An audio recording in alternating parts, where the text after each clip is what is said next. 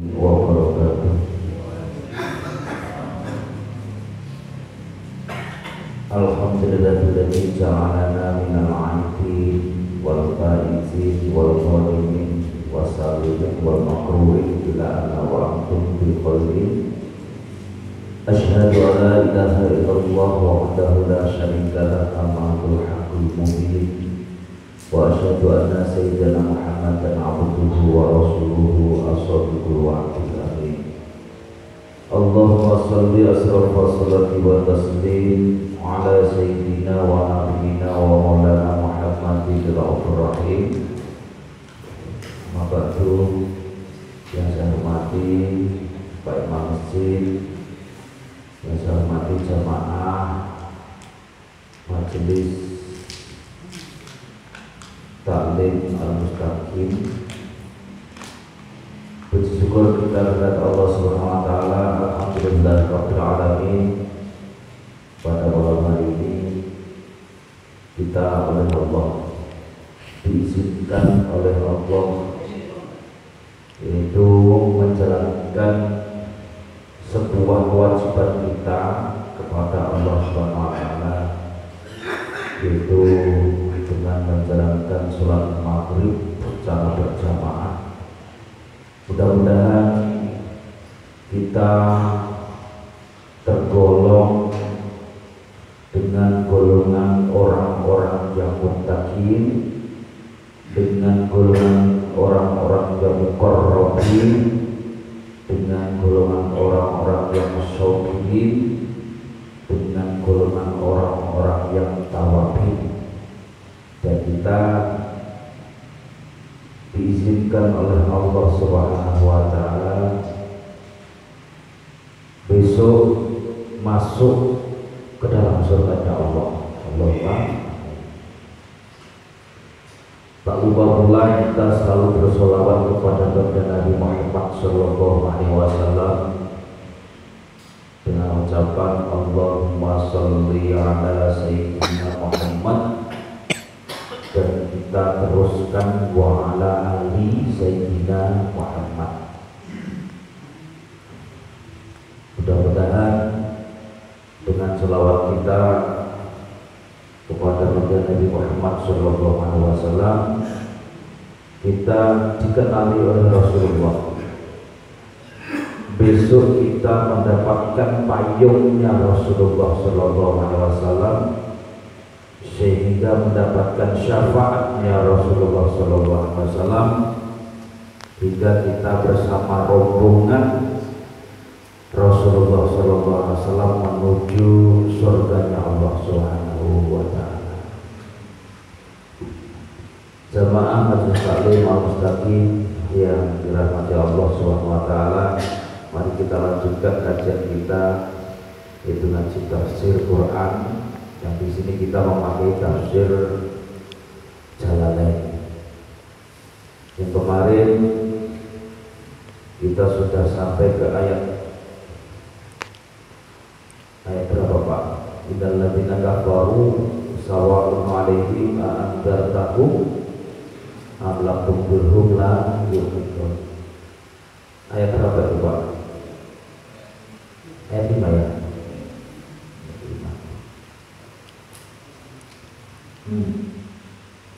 Maka waladina yu'minuna bima unzila ilaika, bukan itu ya?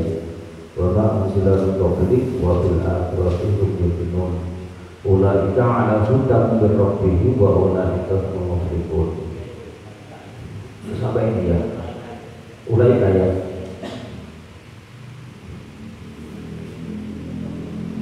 Bismillahirrahmanirrahim.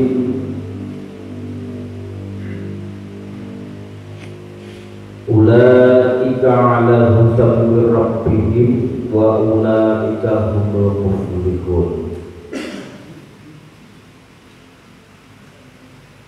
Dan merekalah yang mendapatkan petunjuk Allah, Rabbihim, dari Allah, wa ulaika, dan merekalah golongan orang-orang yang mendapatkan anugerah. Artinya orang kembali orang-orang yang beriman terhadap apa yang telah diturunkan oleh Allah, yaitu Quran, Zabur, Taurat, Injil, kitab-kitab sebelum Quran kita tetap mengimani.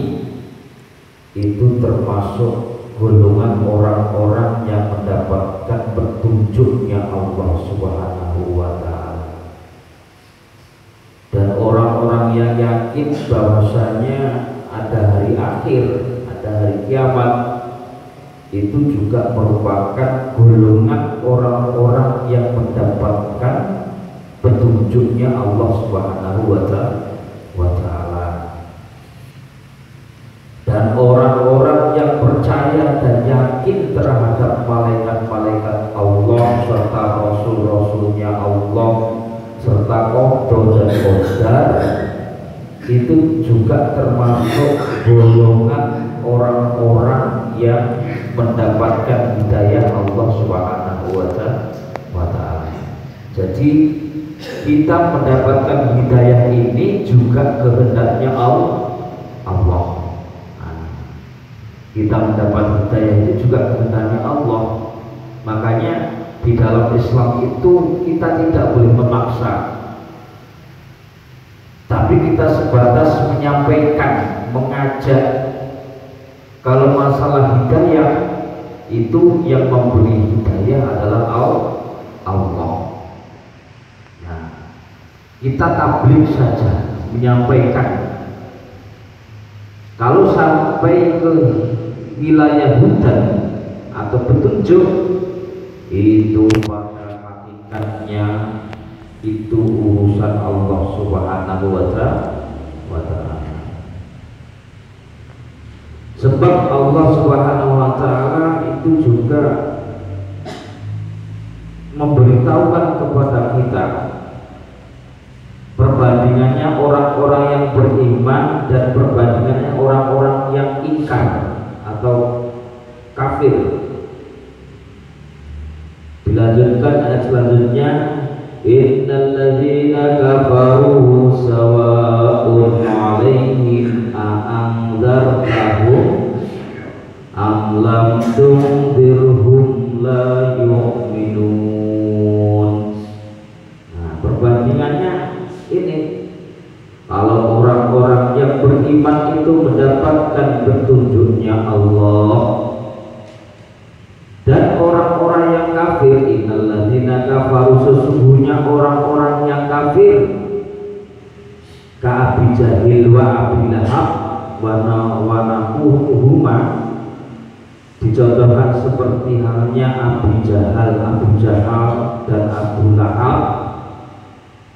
Walaupun Abu Jahal dan Abu Lahab ini pamannya Rasulullah Shallallahu Alaihi Wasallam, akan tetapi Allah Subhanahu wa Ta'ala tidak memberikan sebuah hidayah kepada Abu Jahal dan Abu Lahab, maka Abu Jahal dan Abu Lahab tetap menjadi orang kafir.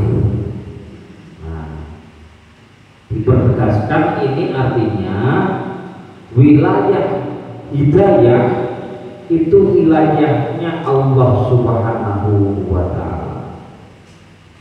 Bahkan Rasulullah itu pernah meminta kepada Allah, kepada pamannya. Ya, pamannya kan juga pernah membela Rasulullah. Tapi dijawab oleh Allah Subhanahu wa Ta'ala, wahai kekasihku Muhammad, itu bukan wilayahku, itu urusanku. Padahal Rasulullah yang meminta. Karena Allah Subhanahu wa Ta'ala menghendaki Abu Lahab dan Abu Jahal ini menjadi orang kafir.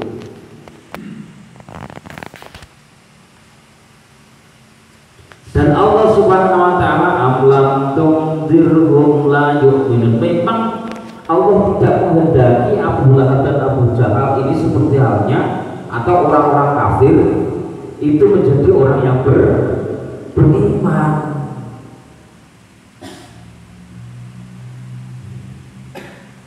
Itu kuasanya Allah, wilayahnya Allah. Lingamallahu minkum, dan dan hanya Allah lah yang maha mengetahui. Wala taqa'a fi aymanihim, dan Allah lah yang berkehendak. Nah, jadi seandainya kita mengetahui orang kafir, cukuplah kita tahu, oh ini orang kafir. Kita tidak boleh apa namanya, mengejek, hei kamu orang kafir, tidak boleh. Hei kamu kafir, tak boleh. Karena penyebutan kafir ini wilayahnya Allah Subhanahu wa Ta'ala. Allah memberitahukan kepada kita, orang kafir itu begini. Nah, tapi bukan kita yang harus, hei kamu kafir. Bukan. Walaupun nyatanya mereka kafir.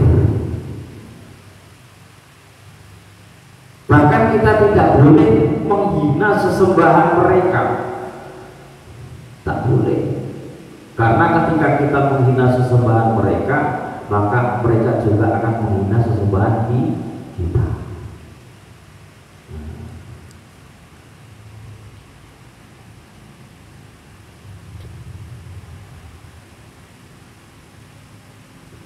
Karena Allah Subhanahu wa Ta'ala dilanjutkan ayat selanjutnya, khatamallahu ala qulubihim, khatamallahu ala qulubihim.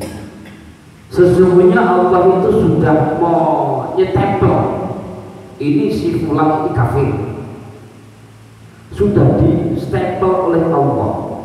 Khatamallahu, telah menyetempel, bahasanya gitu aja ya, ngecap telah dicap.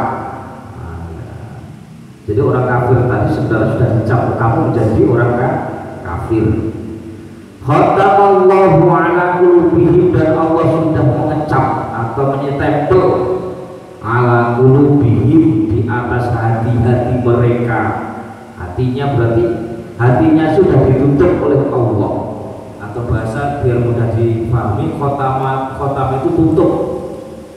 Allah telah menutup apa? Qulubihim, hati-hati mereka, orang kafir. Nah, jadi hatinya orang kafir tadi sudah ditutup oleh Allah. Walaupun kita paksa, walaupun kita nasihati setiap hari, tapi kalau Allah itu sudah menutup hati mereka, maka hidayah itu tidak akan bisa masuk kepada mereka orang kafir. Tuh. Jadinya sudah, ketika kita sudah mengajak, menyampaikan, oh belum ada perubahan, sekali disampaikan belum juga, kedua kali, sampai kita bosan menyampaikan, jangan pernah kita mencaci mereka. Tidak boleh kita mencaci mereka. Bahkan jangan pernah memaksa, sebab Allah itu mempunyai kehendak. Khatamallahu ala qulubihim, dan Allah telah menutup ala qulubihim, di atas hati mereka semuanya. Maksudnya menutup tentang hidayah, dan mereka ditutup oleh Allah hatinya untuk mengetahui hal yang baik. Itu Allah yang menutupnya. Wa ala samihim, dan Allah telah menutup apa samihim, telinga pendengaran mereka. Maksudnya Allah menutup pendengaran untuk mendengar hal-hal yang baik, yang merupakan sebuah hidayah, yang merupakan sebuah petunjuk. Kita menyampaikan, ya istilahnya kita menyampaikan, didengarkan telinga kanan, keluar kaki kiri masih mending, keluar telinga kiri masih mending, masih lewat kan gitu. Tapi ini enggak. Ketika kita nasihati, mendengarkan telinga kanan mantul balik gitu, nggak masuk sedikit pun. Itulah orang-orang yang sudah dikhotam atau ditutup oleh Allah Subhanahu wa Ta'ala. Wa ala absarihim, dan Allah telah menutup penglihatan mereka. Orang-orang kafir itu telah ditutup hatinya, ditutup pendengarannya, ditutup penglihatannya. Penglihatannya ini ya tidak bisa melihat barang yang baik, tidak bisa untuk melihat hal-hal yang merupakan petunjuk, tidak bisa, karena sudah ditutup oleh Allah Subhanahu wa Ta'ala. Makanya kita tidak bisa memaksa, walaupun pamannya Rasulullah sendiri. Akhirnya pamannya Rasulullah mati dalam keadaan kafir, sebab sudah khatamallahu ala qulubihim wa ala sam'ihim wa ala absarihim ghisawatun wa lahum adzabun.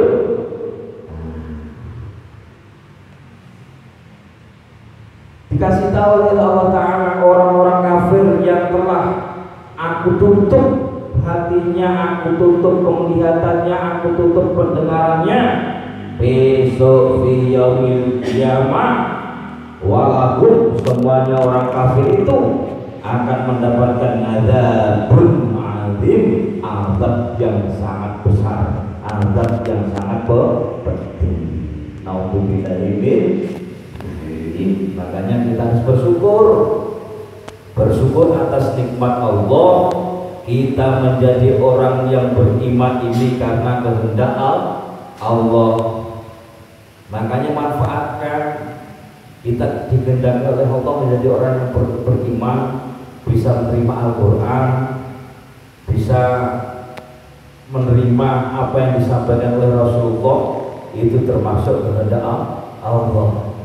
Karena pada hakikatnya manusia itu la haula wala quwwata illa billah, tidak ada daya dan upaya kecuali dari Allah Subhanahu wa Ta'ala. Jadi kita nggak boleh bangga, oh aku setiap hari sudah sholat jamaah ke masjid, tak boleh bangga.